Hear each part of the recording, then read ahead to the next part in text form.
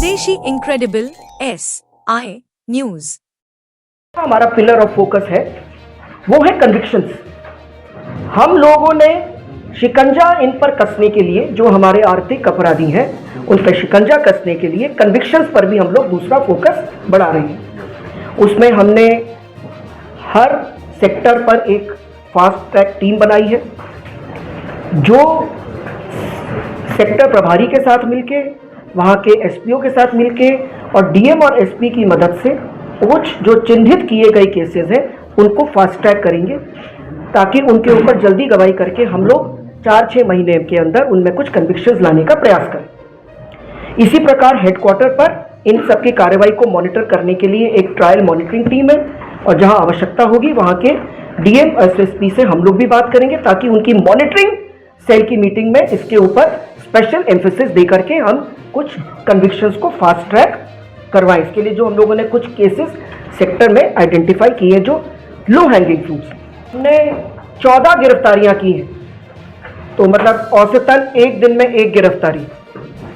समय समय पर इसके बारे में आपसे हमने अपनी खबर भी साझा की। आप लोगों ने हमारा बहुत सहयोग दे करके उसको छापा भी है, उसके लिए बहुत धन्यवाद। एक सुलभ संदर्भ के लिए मैंने आपके फोल्डर में उन 14 गिरफ्तारियों का एक विवरण भी एक जगह लिख दिया है, एक सुलभ संदर्भ के लिए। इसी क्रम में कल हमारी ईओडब्ल्यू को 2 बड़ी सफलताएं मिली हैं। एक हमने पंजाब से सफलता प्राप्त की है, जिसमें गुरनाम सिंह को पकड़ा है, उनके बारे में अभी हम बताते हैं, और एक कोलकाता से प्रेम प्रकाश सिंह को पकड़ा है। इनके बारे में मैं संक्षिप्त में बता देती हूँ, जो ये घोटाला था, जो स्कैम था। बाकी विस्तृत जानकारी के लिए प्रेस नोट आपके पास है, और उसके बाद भी यदि आप कुछ पूछना चाहें तो आप हमारे आईजी से पूछ सकते हैं और इनसे पूछ सकते हैं। तो आपको अलग से जिसको चाहिए कि अलग से बाद में पूछ लीजिएगा। पंजाब वाला जो केस है, तो एक PACL होती थी company, pearls agrotech company limited. इसमें कई लोग उसके बोर्ड पर डायरेक्टर्स थे।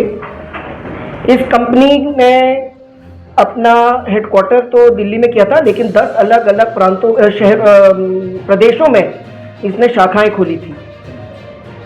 अब तक का, अगर आप गूगल पर भी जाएंगे तो पार्लियामेंट में भी इस चीज़ के बारे में बोला गया था, अब तक का इकोनॉमिक क्राइम्स का सबसे बड़ा इकोनॉमिक ऑफेंस की श्रेणी में ये PACL का घोटाला आता है, जिसमें लगभग 49,000 करोड़ का स्कैम हुआ।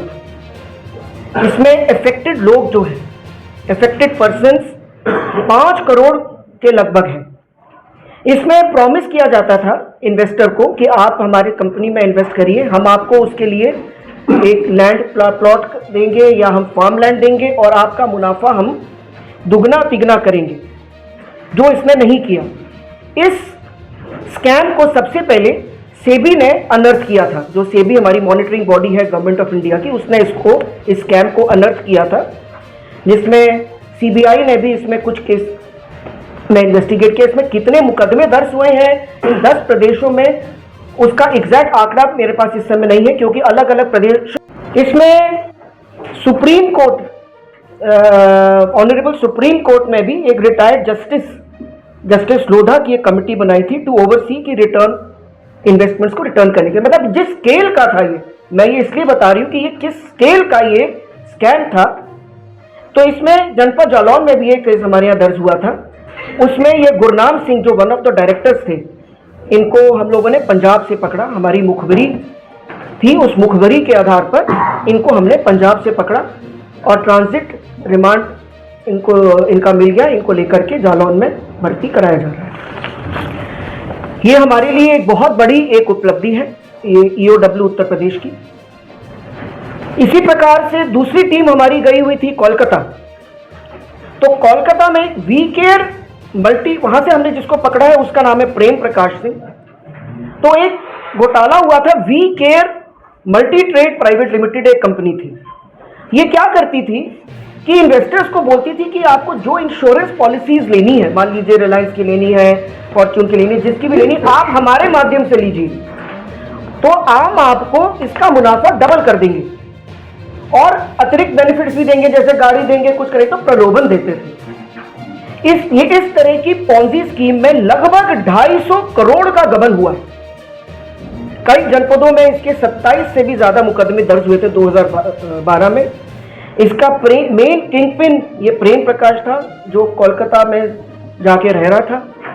हम लोगों ने इसको मुखबरी लगा के ट्रैक करते हुए हम लोग कोलकाता पहुंचे और एक काफी नाटकीय अंदाज से इसको इसके घर के सामने से इसको कल पकड़ा गया है, वहां गिरफ्तार कर लिया गया है और इसकी आज ट्रांजिट रिमांड लेके इसको भी लाया जा रहा है। तो इस प्रकार से ये जो दो बड़ी उपलब्धियां कल हुई, तो मुझे लगा ये एक मौका है जिसमें मैं आपको ईओडब्ल्यू की जो फोकस एरियाज हैं उसके बारे में आपको एक इंफॉर्मेशन साझा।